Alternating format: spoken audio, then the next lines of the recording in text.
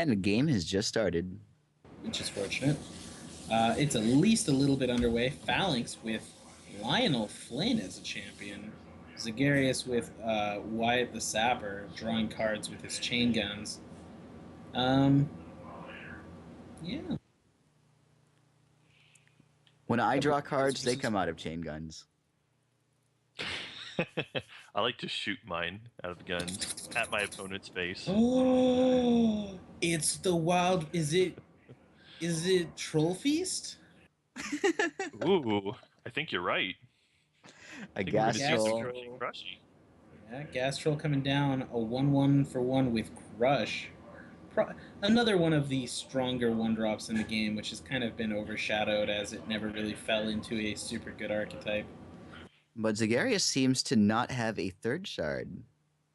which is relevant here. 6 cards in hand, and not many of them will be playable here. A Verdict would be okay, or a Time Ripple. We see the Shard of Savagery coming out a little bit late. You have to wonder if that was just top decked, because last turn surely he'd have played it if his only play was the Gas Troll. Now, Followed up with Gastrol's thing. Psychotic Anarchist. Gastrol's thing is whenever you play a Ruby card, it gets +1/+1. And Psychotic Anarchist has speed, and whenever it hits an opposing champion, it both players draw a card. So an aggressive deck on Phalanx's side. Very aggressive deck here. And this seems like a matchup where he's going to be happy to give more cards because you just want to push more damage and beat down on the Mono-Sapphire player, if they are Right. Mono-Sapphire. Now we saw Zagarius's draw earlier, but playing the Mirror Knight instead means he does not have another shard, which is unfortunate. It's only 1/2, cannot block and kill either of these threats. Could be trolls and gore masters, as Chad is pointing out. Troll Masters. Troll master. Yeah, the Gore Master. Yeah, could be. That would certainly fit in with the deck here. More shards of savagery.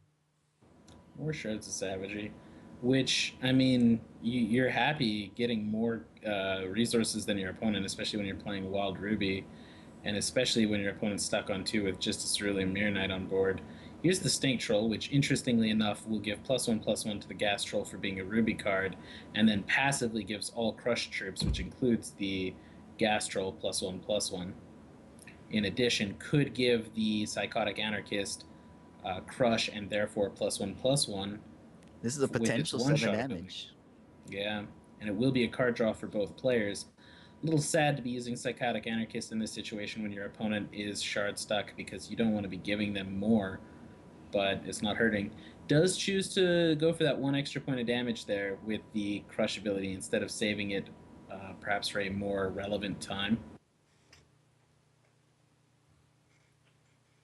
I think it's okay though. Like even if the best card your opponent's going to play is going to be the Buccaneer, assuming he gets Shard plus Buccaneer.